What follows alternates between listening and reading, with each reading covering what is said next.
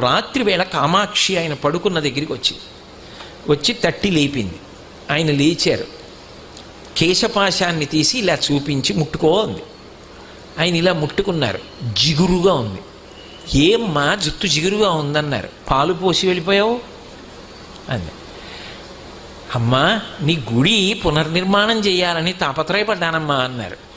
ఏమయ్యా గుడి పునర్నిర్మాణం చేయడానికి నువ్వు సంపాదించాలా? నన్ను అడిగితే నేను ఇవ్వను. దానికోసం నా జుట్టు ఇలా వదిలి వెళ్ళిపోయావా? చూడు పాలకంపు ఎంత సువాసనలు రావలసిన జుట్టునది. వెనక్కి వచ్చి అభిషేకం చెయ్యండి.